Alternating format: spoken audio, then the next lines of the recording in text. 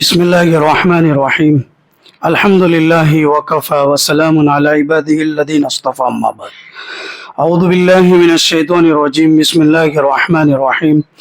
ولا يغتب بعضكم بعضا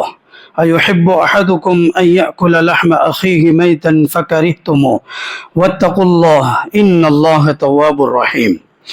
وقال النبي صلى الله تعالى عليه وسلم الغيبة أشد من الزنا او کما قال علیہ الصلاۃ والسلام صدق اللہ العلی العظیم. محترم عزیز ساتھیوں، نوجوانوں، بزرگوں، اللہ رب العزت نے قرآن کریم میں سورہ حجرات کے اندر ایمان والوں کو اخلاقی اعتبار سے ایک بہت ہی بری عادت کی طرف متوجہ کیا ہے جس کو شریعت نے حرام قرار دیا ہے. اگر ایک آدمی نفلی عبادت کو نہیں کرتا ہے لیکن اللہ نے جن چیزوں سے منع کیا ہے اور اللہ کی نافرمانی سے اور گناہ سے اپنے آپ کو بچاتا ہے تو ہم یوں کہیں گے کہ وہ بہت بڑے کام میں اور ضروری کام میں لگا ہوا ہے، کیونکہ نفل عبادت کرنے پر ثواب ملتا ہے، اللہ راضی ہوتا ہے اور آخرت میں اس کو اجر ملے گا، اور اگر کوئی نہیں کرے گا تو اللہ کی طرف سے کوئی پکڑ نہیں ہے. لیکن جن چیزوں سے اللہ نے بچنے کا حکم دیا ہے جو شریعت میں حرام ہے، اگر اس سے آدمی نہیں بچے گا اور اس کو کرے گا، اس میں مبتلا ہوگا، تو حرام کرنے کی وجہ سے تو اللہ ناراض بھی ہوں گے اور آخرت میں اس کی پکڑ بھی ہوگی. اسی لیے اللہ تبارک و تعالیٰ نے قرآن کریم میں اس کی طرف توجہ دلائی کہ ایک حرام چیز جو آدمی زبان سے کرتا ہے لیکن اس کا تعلق بندے کے حق سے ہے، جیسے میں نے آگے میراث کے متعلق کہا تھا کہ اس میں بندوں کا حق ہے، اسی طرح زبان سے کچھ ایسے گناہ سرزد ہوتے ہیں اور آدمی اس میں مبتلا ہوتا ہے کہ جس میں بندے کا حق شامل ہے، تو وہ گناہ بہت خطرناک ہے اور اس سے ہم سب کو بچنے کی ضرورت ہے. امام غزالی رحمت اللہ علیہ تو یہاں تک فرماتے ہیں کہ زبان سے سرزد ہونے والے گناہ جو ہیں ان کی تعداد 20 ہے. اس لیے وہ فرماتے ہیں کہ جرمہ صغیر و جرمہ کبیر،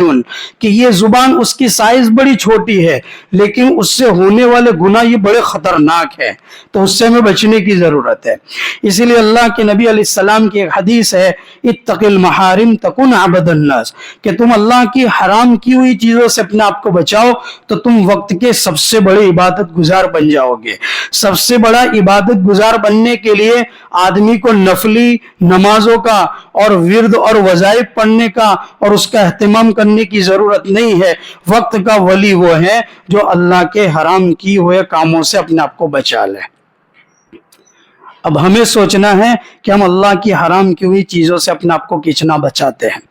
ظاہر سے جو چیزیں تعلق رکھتی ہے جو حرام ہے، جیسے زنا کرنا، شراب پینا، جوا کھیلنا، اس کو تو ہم حرام سمجھتے ہیں، لیکن کچھ چیزوں کا تعلق زبان سے ہے. اگر اس میں ہماری زبان آلودہ ہے اور اس گناہ میں مبتلا ہے تو ہمیں اس کی طرف بھی اپنے آپ کو متوجہ کرنے کی ضرورت ہے کہ میں اس گناہ کے کر اپنے آپ کو اللہ کے سامنے ناراضگی کا ذریعہ بنتا ہوں، اور جو ہے اس گناہ میں مبتلا ہو کر میں اللہ تعالیٰ کی کتنی خیر اور کتنی بھلائی اور رحمتوں سے دور ہوتا چلا جا رہا ہوں. اسی کی طرف ہائی لائٹ اور متوجہ کرنے کے لیے میں اس بات کی طرف جاتا ہوں کہ امام نووی رحمت اللہ علیہ نے اس باب کو قائم کیا ہے اور اس میں یہ بات بتلائی ہے کہ غیبت کرنا، کسی مسلمان کے عیب اور اس میں جو برائی ہے اس کو ہائی لائٹ کرنا اور لوگوں کے سامنے ظاہر کرنا، یہ کتنی خطرناک چیز ہے. قرآن میں اللہ فرماتے ہیں کہ تم کسی کی غیبت نہ کرو، وَلَا يَغْتَبْ بَعْضُكُمْ بَعْضًا، تم میں سے کوئی دوسرے شخص کی غیبت نہ کرے. کیا تم میں سے کوئی آدمی یہ بات پسند کرتا ہے کہ تم اپنے مردار بھائی کا گوشت کھاؤ؟ تم تو اس کو ناپسند کرتے ہو، پھر غیبت کیوں کرتے ہو؟ اور اللہ سے ڈرو، بے شک اللہ تعالیٰ بہت زیادہ توبہ کو قبول کرنے والا اور مہربان ہے. آگے اللہ کے نبی علیہ السلام فرماتے ہیں، ابو داؤد شریف اور ترمذی شریف کی کتابوں میں یہ روایت موجود ہے، اللہ کے نبی علیہ السلام سے پوچھا گیا کہ غیبت کیا ہے، تو اللہ کے نبی فرماتے ہیں ذکر کا اخا کا بما یکرہ، کہ اپنے بھائی کے حالات کا اس انداز سے تذکرہ کرنا کہ جس کا تعلق اس کی ذات سے ہو، اس کے عمل سے ہو، اس کے قول سے ہو، اس کے چال ڈھال سے ہو، اس کا تذکرہ اس انداز سے کرنا کہ جب اس کو پتا چلے تو وہ اس کو ناپسند کرے، اس کو بولتے غیبت۔ پھر اللہ کے نبی علیہ السلام سے پوچھا گیا کہ ہمارے بھائی میں وہ چیز موجود ہے تب بھی وہ غیبت ہے؟ اللہ کے نبی فرماتے ہیں ہاں تبھی تو وہ غیبت ہے، اگر وہ چیز اس میں موجود نہیں ہے تب تو وہ بہتان ہے، اس میں یعنی ڈبل گناہ ہے، ہم اس پر الزام لگا رہے ہیں۔ آگے فرماتے ہیں اللہ کے نبی علیہ السلام فرماتے ہیں الغیبت اشد من الزنا، یعنی یہ غیبت کرنا یہ تو جو ہے زنا سے بھی بڑا گناہ ہے۔ صحابہ نے پوچھا کہ یہ بدکاری اور زناکاری سے بھی بڑی غیبت کرنا یہ بڑی بری چیز اور خطرناک چیز کیسے ہو گئی؟ تو اللہ کے نبی فرماتے ہیں کہ غیبت کرنے کی زنا کرنے کی وجہ سے تو جب انسان توبہ کر لیتا ہے تو گناہ معاف ہو جاتا ہے، لیکن غیبت کرنے کی وجہ سے آدمی جب تک جس کی غیبت کی ہے اس کو جا کر معافی نہیں مانگے گا تب تک یہ گناہ معاف نہیں ہوتا ہے۔ بولو کتنی خطرناک چیز، یعنی یہ غیبت کا گناہ سامنے والے کی معافی پر موقوف رہتا ہے اور اٹکا ہوا رہتا ہے، اور یہ متفق علیہ مسئلہ ہے کہ اگر کسی مجلس میں کوئی آدمی کسی کی غیبت کرے اور سامنے والے کو پتا چل جائے کہ اس نے میری غیبت کی ہے تو جب تک اس سے معافی نہیں مانگے گا یا سامنے والا معاف نہیں کرے گا، چاہے آدمی اندھیری رات میں رو رو کر اللہ سے مانگے اور پہلی صف میں بیٹھ کر جو ہے اپنے اس گناہ کی توبہ کرے، وہ توبہ وہ غیبت کا گناہ جو ہے معاف نہیں ہوگا جب تک کہ سامنے والے سے معافی نہ مانگے یا سامنے والا ہمیں معاف نہ کر دے۔ یہ تب کی بات ہے جب سامنے والے کو اس کا پتہ چل جائے۔ اور صحابہ کرام اور بعض اکابر علماء کرام اس بات کی طرف گئے ہیں کہ اگر سامنے والے کو اس کا پتہ نہ چلے، اس کا علم نہ ہو کہ بھئی میری کسی نے غیبت کی ہے، تب بھی یہ بات علماء فرماتے ہیں کہ اس کا یہ گناہ تب معاف ہوگا کہ جن جن لوگوں کے سامنے مجلسوں میں اس نے لوگوں کی غیبت کی ہے، اس کے عیبوں کو بیان کیا ہے، اس کی برائیاں بیان کی ہے، ان کے سامنے جا کر اپنی شرمندگی کو پیش کرے کہ میں نے بہت برا کام کیا، مجھے اپنی برائی پر اور اپنے گناہ پر ندامت ہے، پشیمانی ہے اور مجھے پچھتاوا ہے کہ میں نے بہت غلط کام کیا ہے، تب یہ گناہ معاف ہوگا، اس کے بغیر اس کی توبہ قبول نہیں ہوگی۔ علامہ شامی رحمت اللہ علیہ نے غیبت کے باب میں یہ بات لکھی ہے، جب بعض لوگوں کو تنبیہ کی جاتی ہے، آگاہ کیا جاتا ہے کہ بھئی مجلس میں کسی کی غیبت نہ کرو، کسی کے عیب کو بیان نہ کرو، تو وہ بہت جرأت اور ہمت کے ساتھ یہ کہتا ہے کہ ہاں میں تو اس کے سامنے بھی بول سکتا ہوں، کیوں کہ اس کے اندر وہ چیز موجود ہے۔ یہ جو جملہ ہے میں تو اس کے سامنے بھی بول سکتا ہوں، اور جو ہے میں اسی لیے بول رہا ہوں کہ وہ چیز اس میں موجود ہے۔ تو یہ جو دو جملے ہیں اس کے بارے میں علماء فرماتے ہیں کہ یہ دو جملے اتنے خطرناک ہیں کہ یہ کفریات میں بعض علماء نے اس کو شامل کیا ہے، اس کی وجہ سے انسان کا ایمان بھی سلب اور چھین لیا جاتا ہے۔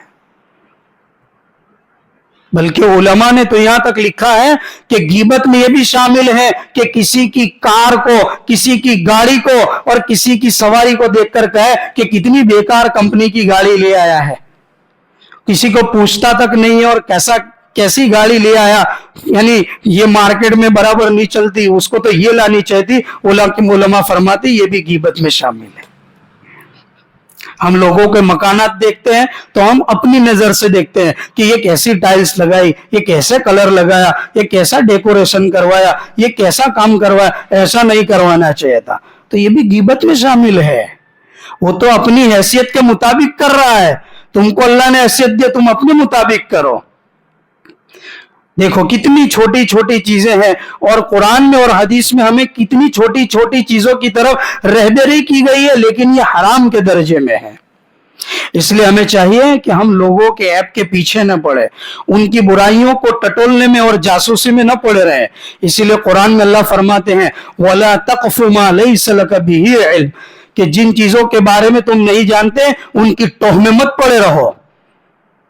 ایٹینشن ہو کر لوگ رہتے ہیں کہ بس اس کا ایک پوائنٹ میرے ہاتھ میں آ جائے، ایک عیب ہاتھ میں آ جائے، ایک برائی ہاتھ میں آ جائے، میں رائے کو پہاڑ بنا کر سماج اور سوسائٹی کے اندر اس کو ذلیل اور رسوا کرنے کی کوشش کروں گا۔ ان چیزوں سے ہمیں منع کیا گیا ہے۔ اسی لیے ایک اور قرآن کی آیت میں اللہ تعالیٰ فرماتے ہیں وَإِذَا رَأَيْتَ الَّذِينَ يَخُوضُونَ فِي آيَاتِنَا فَأَعْرِضْ عَنْهُمْ حَتَّى يَخُوضُوا فِي حَدِيثٍ غَيْرِهِ وَإِمَّا يُنْسِيَنَّكَ الشَّيْطَانُ فَلَا تَقْعُدْ بَعْدَ الذِّكْرَى مَعَ الْقَوْمِ الظَّالِمِينَ۔ اور جب آپ دیکھو کہ وہ لوگ اللہ کی آیتوں میں جھگڑتے ہیں، جھگڑا کرتے ہیں، تو تم ایسی مجلس میں مت بیٹھو۔ فَأَعْرِضْ عَنْ، تم ان سے منہ پھیر لو، توجہ ہٹا لو۔ حتی یخوضوا فی حدیث غیری، یہاں تک کہ وہ کوئی اور ٹاپک پر بات کرے تو ان میں بیٹھو۔ اس آیت سے استدلال کر کے علماء نے یہ بات نکالی ہے کہ جن مجالس کے اندر کسی کی غیبت کی جاتی ہو، کسی کے عیب کو بیان کیا جاتا ہو، کسی کی برائی بیان کی جاتی ہو، اس میں آپ کے لیے بیٹھنا بھی جائز نہیں ہے۔ اور جہاں حرام کے کام ہوتے ہو، جیسے ہمارے یہاں شادیوں کے موقع پر جہاں کوئی جو ہے ڈی جے بجا دیتا ہے، کوئی جو ہے پارٹیاں کرتا ہے اور جو ہے آرکیسٹرا لے آتا ہے، رنڈیوں کو نچاتا ہے، تو وہاں 5 وقت کا نمازی سنتی چہرے والا، سنتی لباس والا بیٹھ کر بھی اس سے منورنجن حاصل کرتا ہے، تو وہ اس آیت کے خلاف کام کرتا ہے۔ اس کو وہاں جا کر پتا چلے کہ یہاں تو ناجائز اور حرام کام ہونے والے ہیں، تو وہاں سے اٹھ کر باہر نکل جائے۔ یہ اس آیت میں داخل ہے۔ اسی لیے اللہ کے نبی علیہ السلام یہ بات ارشاد فرماتے ہیں کہ لوگوں کے عیوب کے پیچھے نہ پڑو، یعنی ان کے عیبوں کو تلاش کرنے میں جاسوسی مت کرو۔ جیسے قرآن میں اللہ نے فرمایا وَلَا تَجَسَّسُوا، لوگوں کی جاسوسی نہ کرو، ان کی ٹوہ میں مت پڑے رہو، سی سی ٹی وی کیمرے کی طرح ان کے پیچھے گھومتے رہے، کون کس کے ساتھ گھومتا ہے، کون کس کے ساتھ کھاتا ہے، کون کس کے ساتھ بیٹھتا ہے، کون کس کے ساتھ کیا بات کرتا ہے، آج وہ فلاں جگہ گھومنے گیا، آج وہ اس کے ساتھ کھانے پر گیا، آج اس کو وہ لے جا رہا ہے، آج وہ اس کے ساتھ جا رہا ہے۔ یہ سب قدرت کا نظام ہے کہ جس کو اللہ عزت دیتے وہ جاتے ہیں۔ وَرْضَ بِمَا قَسَمَ اللَّهُ لَكَ، اللہ کے نبی فرماتے ہیں کہ اللہ کی تقسیم پر راضی ہونا سیکھو۔ تمہارے مقدر میں جتنا ہے، جیسا ہے، اس پر راضی اور شکر کے جملے ادا کرو۔ اللہ کے نبی علیہ السلام فرماتے ہیں جو کوئی کسی مسلمان کے عیبوں کے پیچھے پڑ جاتا ہے تو پھر اللہ بھی اس کے عیبوں کے پیچھے پڑ جاتا ہے، اور جب اللہ کسی کے عیبوں کے تلاش کرنے میں پڑ جاتے ہیں تو وہ کسی گھر کے اندر داخل ہو کر بند کمرے کے اندر کہ وہ یوں سوچے کہ مجھے یہاں کوئی نہیں دیکھ سکتا اور میرا گناہ کسی کے سامنے ڈکلیئر اور ظاہر نہیں ہو سکتا، اللہ تعالیٰ اس کو وہاں بھی ذلیل اور رسوا کر کے چھوڑتا ہے۔ اسی لیے اللہ کے نبی علیہ السلام نے یہ بات ارشاد فرمائی۔ حضرت سہل بن سعد رضی اللہ عنہ فرماتے ہیں اللہ کے نبی فرماتے ہیں کہ جو آدمی مجھے گارنٹی دے دے اس بات کی، اس عضو کی جو اس کے دونوں جبڑوں کے درمیان میں ہے اور اس عضو کی جو اس کے دونوں ٹانگوں کے درمیان میں ہے، تو میں گارنٹی دیتا ہوں اس کی جنت کی۔ دو جبڑوں کے درمیان یعنی زبان کی گارنٹی دے دے کہ اس کا غلط استعمال نہیں کرے گا۔ حالانکہ یہ زبان پر قابو رکھنا بڑا مشکل معاملہ ہے، یہ انسان کے اپنے کنٹرول میں نہیں ہے۔ اسی لیے امام غزالی کی میں نے بات بیان کی جرمہ صغیر و جرمہ کبیر، کہ زبان یہ جو ہے اس کی سائز بڑی چھوٹی ہے لیکن اس سے جو گناہ ہوتے ہیں وہ بہت بڑے بڑے اور خطرناک ہوتے ہیں۔ تو فرماتے اللہ کے نبی کہ جو دونوں ٹانگوں کے درمیان میں ہے یعنی شرم کی جگہ، اس کی حفاظت کی گارنٹی مجھے دے دے تو میں اس کی جنت کی گارنٹی دیتا ہوں۔ حضرت ابو ہریرہ رضی اللہ عنہ فرماتے ہیں اللہ کے نبی علیہ السلام نے فرمایا وہ شخص جس کو اللہ تبارک و تعالی اس کے اس عضو کے شر سے بچا لے جو اس کے دونوں جبڑوں کے درمیان میں ہے، اور اس کے اس عضو کے شر سے بچا لے جو اس کی دونوں ٹانگوں کے درمیان میں ہے، تو اللہ تعالیٰ اس کو جنت میں داخل کر دے گا۔ اس لیے ہمیں چاہیے کہ لوگوں کی ٹوہ میں نہ رہے اور جو ہے غیبت سے اپنے آپ کو بچائے،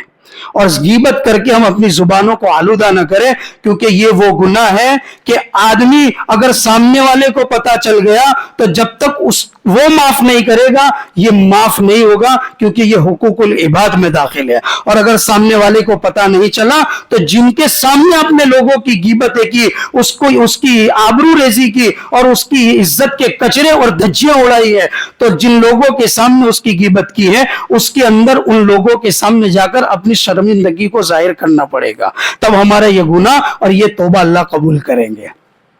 اسی لیے یہ بات بھی علماء نے لکھی ہے کہ جن مجلسوں کے اندر کوئی کسی کی غیبت کرے تو اگر اللہ نے آپ کو قدرت دی ہے تو اس کا ڈیفنس کرو، کہ سامنے والے کو روکو کہ بھئی اس کی غیبت مت کرو، اس سے بدگمانی مت کر، حقیقت کیا ہے تجھے معلوم نہیں ہے، سنی سنی باتوں کے اوپر جو ہے ہم اس کے اوپر تبصرے مت کرو۔ اور اگر آپ نے قدرت کے باوجود آپ نے اس کو نہیں روکا اور سامنے جس کی غیبت کی جا رہی ہے اس کا ڈیفنس نہیں کیا تو آپ بھی غیبت کے گناہ میں برابر کے شریک سمجھے جاؤ گے۔ اگر آپ میں قدرت نہیں ہے تو اس مجلس کو چھوڑ کر چلے جاؤ۔ میں آپ کو اس کے اوپر دو جو ہیں سیرت کے حوالے سے آپ کو دو جو ہیں واقعات سناتا ہوں۔ سب سے پہلا واقعہ یہ ہے حضرت عتبان بن مالک رضی اللہ عنہ، جو کسی زمانے کے اندر ان کی آنکھوں کی بینائی بہت کمزور ہو گئی تھی، تو بارش کی وجہ سے اور رات کے اندر اندھیرا ہو جانے کی وجہ سے ان کو دیکھنے میں بڑی پرابلم ہوتی تھی، تو اللہ کے نبی سے یہ درخواست کی کہ میں رات کی نماز جو ہے اپنے گھر میں پڑھ لوں، تو اس کے لیے میں آپ سے درخواست کرتا ہوں کہ آپ میرے گھر تشریف لائیں اور کسی ایک جگہ کو آپ میرے لیے خاص کر دیں، میں وہاں نماز پڑھتا رہوں گا۔ اللہ کے نبی علیہ السلام ان کے گھر تشریف لے گئے، تو جیسے ہی محلے والوں کو پتا چلا کہ حضور ان کے گھر تشریف لائے تو محلے کے لوگ بھی جمع ہو گئے۔ جیسے ہمارے یہاں کوئی بزرگ ہستی آتی ہے تو کیسے لوگ جمع ہو جاتے ہیں، مصافحہ کرتے ہیں، معانقہ کرتے ہیں، ہاں ان سے دعائیں لیتے ہیں، ایسے حضور جب حضرت عتبان بن مالک رضی اللہ عنہ کے گھر تشریف لائے تو جو ہے لوگ جمع ہو گئے۔ حضرت حضور صلی اللہ علیہ وسلم نے وہاں پر بات چیت کے دوران یہ پوچھا کہ حضرت مالک بن خشم رضی اللہ عنہ جو ہے وہ یہاں نظر نہیں آ رہے، تو انہوں نے ان کا یہ جملہ سن کر وہاں پر ایک آدمی کو بولنے کا موقع مل گیا اور اس نے کہا کہ وہ کہاں سے آئے گا، وہ تو منافق ہے۔ یہ کتنا خطرناک جملہ ہے، وہ تو منافق ہے۔ اللہ کے رسول صلی اللہ علیہ وسلم نے فرمایا کہ تم ان کے متعلق ایسی بات مت کہو، وہ تو ایمان میں داخل ہے، وہ اللہ کے رسول اللہ پر اور اللہ کے رسول پر ایمان لائے ہے، اور جو اللہ اور اس کے رسول پر ایمان لاتا ہے وہ تو جنتی آدمی ہوتا ہے، اس کے ان کے متعلق ایسا مت کہو۔ اس حدیث اور اس واقعے سے استدلال کیا جاتا ہے کہ یہاں خود اللہ کے نبی علیہ السلام جو ہیں جن کی غیبت کی جا رہی ہے، جن کے بارے میں بدگمانی کی جا رہے ہیں، ان کے واسطے سے ڈیفینس کر رہے ہیں۔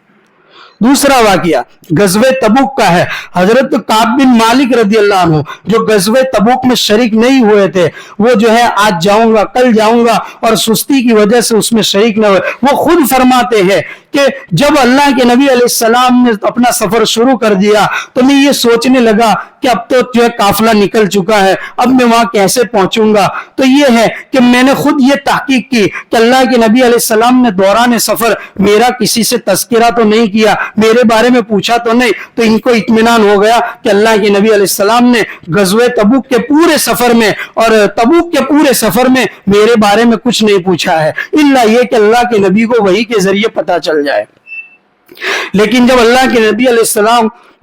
تبوک کے مقام پر پہنچتے ہیں اور ایک دن صحابہ کے درمیان میں مجلس لگی ہوئی تھی، تو وہاں ایک دم سے اللہ کے نبی کو یاد آ جاتا ہے کہ حضرت کعب بن مالک نظر نہیں آتے، تو انہی کے قبیلے بنو سلمہ کے ایک آدمی نے اور ایک شخص نے ان کے متعلق کہا کہ وہ کہاں سے یہاں آئے گا کہ اس کی چادروں نے اس کو تو خود پسندی میں مبتلا کر دیا ہے۔ یعنی مطلب یہ ہے کہ ایک آدمی جب بہت ہائی کوالٹی کے اور اچھے قسم کے کپڑے پہنتا ہے تو اس کو ایسا لگتا ہے کہ پورے سماج میں، پوری سوسائٹی میں اور پورے مارکیٹ میں میرے جیسے برانڈ والے کپڑے کوئی نہیں پہنتا۔ تو ان کو بھی ایسا لگتا ہے کہ وہ جو چادریں استعمال کرتے ہیں کہ وہ ان کے جیسی کوئی چادریں یعنی زیب تن نہیں کرتا، ایسا کوئی استعمال نہیں کرتا۔ تو برجستہ اسی موقع کے اوپر انہی کے خاندان اور قبیلے کے ایک جو ہے حضرت معاذ رضی اللہ عنہ وہاں موجود تھے، انہوں نے وہی مجلس میں فوراً اس کو ٹوکا اور کہا حضور یہ غلط کہہ رہا ہے، حضرت کعب بن مالک کے بارے میں یہ بدگمانی پھیلا رہا ہے اور یہ غلط بات ان کی طرف منسوب کرتا ہے، وہ ایسے نہیں ہے، یہ ان کی طرف غلط بات منسوب کرتا ہے۔ حضور نے اس پر خاموشی اختیار کی۔ اس بات کا پتہ چلا کہ اللہ کے نبی علیہ السلام نے حضرت معاذ کو سپورٹ کیا ان کی بات کو، اور جو ہے اس سے اس بات کا پتہ چلا کہ حضرت کعب بن مالک رضی اللہ عنہ کے بارے میں جو غلط بات پھیلائی جا رہی تھی مجلس کے اندر، اس کی اللہ کے نبی نے تردید فرمائی۔ ہم لوگ کرتے ہیں، ہم لوگ تو مزے مزے لے لے کر کئی کئی گھنٹوں تک اپنی مجلسوں میں ایک آدمی کا رجسٹر کھولتے ہیں، چوپڑا کھولتے ہیں، کچا چٹھا کھولتے ہیں، تو جب تک اس کا پورا 2024 کا اور پورے سال کے جتنے بھی اس نے گناہ کیے ہیں وہ تمام گناہ ہم لوگوں کے سامنے ظاہر نہ کر دے تب تک ہماری زبانیں بند نہیں ہوتی ہے۔ آج ہمارا معاشرہ اس دلدل میں پھنسا ہوا ہے اور اس کو کوئی گناہ نہیں سمجھتا ہے۔ عجیب بات یہ ہے، اور یہ حرام ہے، اس کو کوئی نہیں سمجھتا ہے۔ سرسری لیتے ہیں لوگ کہ کیا ہوگا اس سے۔ ایک ہاتھ میں تسبیح آدمی مسجد میں بیٹھ کر گھماتا ہے، تہجد پڑھتا ہے، پہلی صف میں نماز پڑھتا ہے، تکبیر اولیٰ کے ساتھ نماز پڑھتا ہے، اور وہی مسجد میں بیٹھ کر غیبت کی مجلس سجاتا ہے کہ اللہ کے ہمارے اعمال قبول ہوں گے؟ بھائی نہیں ہوں گے۔ اسی لیے حضرت شیخ حنیف لوہاروی دامت برکاتہم نے علامہ زرقانی رحمت اللہ علیہ کے حوالے سے ایک واقعہ لکھا ہے کہ ایک عورت کا انتقال ہوا تو دوسری مستورات اس کو غسل دے رہی تھی، تو ایک عورت جو غسل کے دوران وہاں موجود تھی، اس وقت وہ مرحومہ عورت کی ران کے اوپر ہاتھ تھا اور اس کی زبان سے یہ جملہ نکل گیا کہ یہ جو مرحومہ ہے یعنی جس کا انتقال ہو گیا، اس عورت کا اپنی زندگی کے اندر ایک مرد سے جو ہے ناجائز تعلق تھا۔ جو جیسے ہی بولا وہ ران کے اوپر اس کا ہاتھ چپک گیا۔ بہت کوشش کی لیکن وہ ہاتھ وہاں سے نہیں ہٹا۔ وقت کے امام حضرت امام مالک رحمت اللہ علیہ کو پوری بات کی خبر دی گئی، تو حضرت امام مالک رحمت اللہ علیہ تشریف لائے اور پردے کے پیچھے سے انہوں نے جو ہے اس کے اوپر جو ہے اس عورت کے متعلق بات کی اور کہا میں تجھ سے 2-3 سوال کرنا چاہتا ہوں۔ پہلا سوال یہ کیا کہ کیا تو نے اس مرحومہ کے بارے میں اپنے دل میں کوئی غلط بات سوچی تھی؟ تو کہا کہ نہیں سوچی تھی۔ دوسرا سوال امام مالک رحمت اللہ علیہ کیا کہ اپنی زبان سے اس مرحومہ کے متعلق کوئی جملہ نکالا تھا؟ تو کہا کہ ہاں میں نے ایسا کہا تھا کہ اس کا تو اپنی زندگی میں ایک پرائے مرد سے ناجائز تعلق تھا۔ تو کہا اسی کی وجہ سے اللہ تعالیٰ نے تجھے عبرت کے طور پر اور لوگوں کو دکھانے کے لیے کہ جب تم کسی پر الزام لگاؤ گے، تہمتیں لگاؤ گے، تو اللہ تعالیٰ ایسی سزائیں دیتا ہے، اور یہ سزا کے طور پر اور عبرت کے لیے تیرا ہاتھ چپک گیا۔ اور تجھ سے میں پوچھنا چاہتا ہوں کہ تو یہ جو کہتی ہے کہ اس کا پرائے مرد سے اور ناجائز تعلق تھا، تو تیرے پاس اس کے لیے کوئی ثبوت ہے، کوئی گواہ ہے؟ کیا تو نے اپنی آنکھوں سے دیکھا تھا؟ تو کہا کہ نہیں۔ کیا تیرے پاس اس کے اوپر کوئی 4 گواہ موجود تھے؟ تو کہ نہیں۔ تو پھر تو نے الزام لگایا۔ شریعت میں الزام کا گناہ یہ ہے کہ اس کو 80 کوڑے مارے جائے۔ 80 کوڑے مارنا شروع کیے، 79 کوڑے مارے گئے، تب تک یہ ہاتھ وہاں سے جدا نہیں ہوا ران سے، اور جب 80واں کوڑا مارا گیا تب وہ الگ ہوا۔ امام مالک فرماتے ہیں اگر اس کو الزام کی سزا نہ دی جاتی تو اس عورت کو مرحومہ کے ساتھ قبر کے اندر دفن کر دینا پڑتا۔ یہ وہ گناہ ہے جس کو ہم معمولی سمجھتے ہیں۔ اسی لیے ایک اور واقعہ حضرت میمون بن مہران رحمت اللہ علیہ کا لکھا ہے۔ حضرت میمون بن مہران رحمت اللہ علیہ فرماتے ہیں کہ میں نے ایک مرتبہ خواب میں دیکھا کہ ایک آدمی کے حبشی غلام کی لاش اور باڈی میرے سامنے پیش کی گئی اور مجھے کہا جا رہا ہے کہ اس کو کھاؤ، اس کی باڈی میں سے کھاؤ۔ تو میں ان کو کہہ رہا ہوں کہ میں کیوں کھاؤں؟ تو کہ تم نے اس کی برائی کی ہے، اس کے عیب کو لوگوں کے سامنے بیان کیا۔ تو کہ بھئی میں نے تو اس کی زندگی میں کبھی برائی نہیں کی، اس کے عیب کو نہیں اچھالا ہے، اس کی آبرو ریزی نہیں کی، اس کی عزت کی دھجیاں نہیں اڑائی ہے۔ تو کہا کہ فلانی مجلس کے اندر ایک آدمی جو ہے اس آدمی کی غیبت کر رہا تھا اور تم خاموشی سے سن رہے تھے۔ تو کہ جب کسی مجلس کے اندر کسی کی غیبت کی جا رہی ہو، اس کے عیب کو بیان کیا جا رہا ہو، اس کی برائی بیان کی جا رہی ہو اور سامنے والا اس کی طرف سے ڈیفنس نہ کرے تو وہ بھی اس غیبت کے گناہ میں برابر کا شریک ہوتا ہے۔ حضرت میمون بن مہران رحمت اللہ علیہ فرماتے ہیں کہ میں نے اس کے بعد پوری زندگی میں کبھی بھی ایسی مجلسوں میں شرکت نہیں کی ہے۔ اسی لیے حضرت عقبہ بن عامر رحمت اللہ علیہ فرماتے ہیں میں نے اللہ کے نبی سے پوچھا یا رسول اللہ من نجا،